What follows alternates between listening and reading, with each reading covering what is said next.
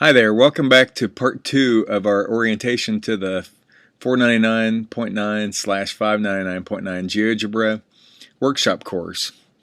I'm Todd Edwards, and in this part I want to talk to you a little bit about the course syllabus. Recall in our last video we talked about just navigating around Moodle, and then in the third and last part I want to talk to you a little bit about Module 1 and sort of getting used to this idea of modules. So I think last time I promised you that the video would be no longer than about 5 minutes, and it was 15.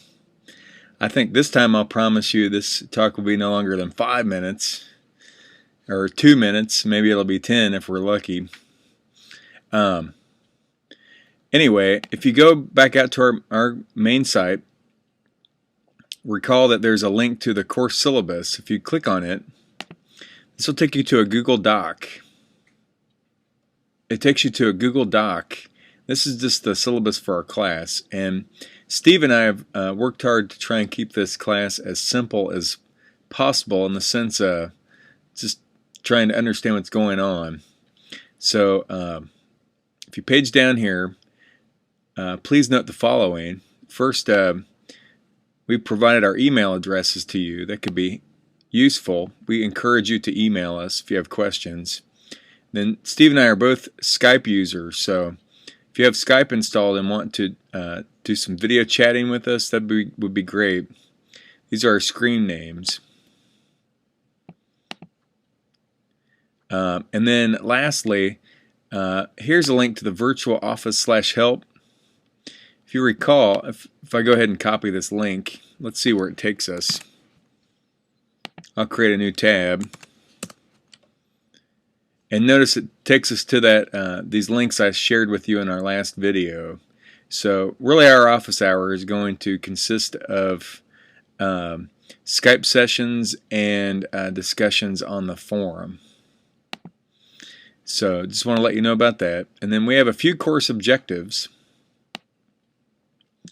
And they're what you would expect. Our aim is to provide you with the know-how to use GeoGebra dynamic mathematics software in your classroom.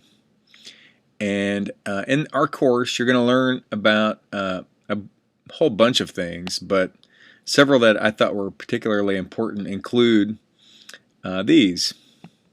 Exporting sketches to GeoGebra Tube so that people can look at your work online, so that students can engage in your applets that you create online. To use the object property tools in GeoGebra in an expert way. Transformational geometry tools. To understand the relationship between various views in GeoGebra. There's a input bar and the algebra view and the graphics view, for instance. We'll learn a little bit about conditional visibility. There's some really nice Boolean algebra sorts of things and some scripting functionality in the software that's really pretty powerful. And then lastly, you'll learn more about planning lessons that incorporate GeoGebra into your instruction. So secondly, to gain proficiency using the screencasting software, you're going to use Screencast-O-Matic as part of your a lesson plan you create in our class. And Screencast-O-Matic is a great tutorial creation tool. It's really a screencasting tool. Since you're watching me on a screencast, the Screencast-O-Matic will allow you to create the same sort of tutorials. And then there are some mathematics concepts embedded in the work that we're going to do as you create GeoGebra sketches. So a third objective is for you to learn some more mathematics. Class is really broken down into 4 modules. The materials in the first module are due on July the 1st. The materials for the second module are due July the 15th. The materials for the third module are due on July the 30th. And then the last module, those materials are due on August the 2nd. So there's roughly, with the exception of this last part, there's about 2 weeks between each module. It's plenty of time. So if you look here, Module 1's worth 20 points, and the syllabus lists the things that you're going to be doing in this module. You're going to be reading an article and posting a response in the discussion forum, and then we're going to have you respond to your classmates' responses a week after that. That's 5 points. You're going to register at the GeoGebraTube user forum and provide a link to a post that you've posted in the user forum. You're going to send us that link in Moodle. Thirdly, you're going to submit an object property sketch to GeoGebraTube. You're going to make a sketch and change the properties of some objects on the screen. Demonstrate to us that you can do that. You're going to upload this sketch to something called GeoGebraTube. It's sort of like YouTube for GeoGebra videos. And then you're going to give us a link to that GeoGebraTube site. That's going to be submitted in Moodle. And then lastly, you're going to go to GeoGebraTube and find an activity that someone else has created and provide us a link to that in a discussion forum. So that's basically Module 1. We're going to look at that in more depth in the next screencast. We'll actually walk you through those steps.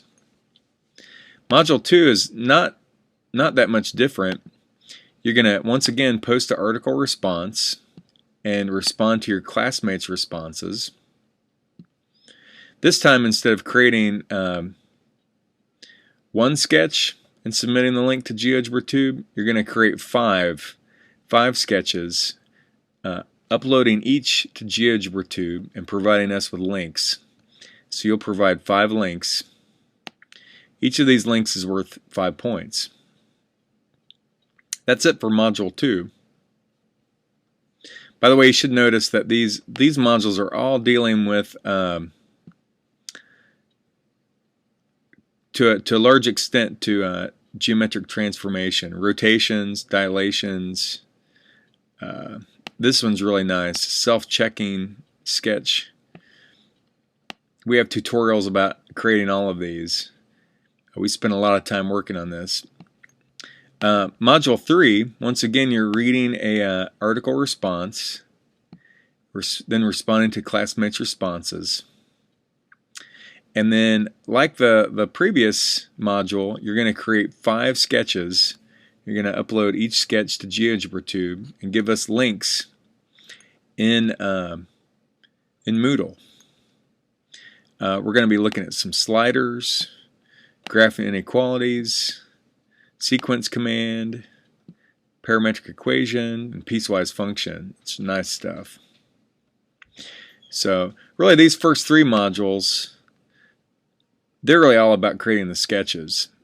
And then Module 4 kind of brings it all together. We want you to use some of the new things that you learned and apply it to creating a lesson plan. So Module 4 has you create a classroom-ready lesson plan activity that utilizes GeoGebra. And then we have a link to the guidelines here. The lesson plan that you create is going to use a template. If you click here, you can see what the template looks like. It's pretty standard, like some objectives. We want you to have some teaching notes, some notes that if someone else were going to use your lesson, give them some guidance on what you're talking about, and some differentiation ideas. Include a student worksheet that you create with some homework tasks. And then notes specifically on using GeoGebra, along with references. If you get the lesson from somewhere else or adapt one, let us know where you found your stuff. That's basically it. Now, notice that the guidelines and the rubric for the lesson project are available here. You can, if you click on that word, you can find the link. Just click. This is the same lesson plan project that we're using more or less in the EDT 660 class. So if you have a buddy in that class, you're welcome to discuss. By the way, I should mention, lesson plan project can be done in either individually or in groups of 2. So that's, if you have a buddy that you'd like to work with, that would be the way to do it. So there's some description of this project. It's one thing to note is that it should be aligned to the new Common Core state standards, and your lesson plan will have a screencast that accompanies it that highlights the use of technology. Create a video that encourages your colleagues to engage in an aspect of your lesson discussing the use of GeoGebra in it. And the screencast is about 5 minutes. So we have a rubric for the screencast and a rubric for the written lesson plan and teacher notes.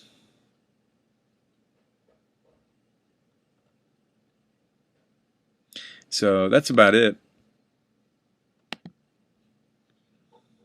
Those are actually all the assessments. If you look at the modules in total, 20 points and 30, that's 50, 80, 100. So we have 100 points possible in the course. And our grading scale will follow a flat 90, 80, 70, 60 pattern. If you have any a disability or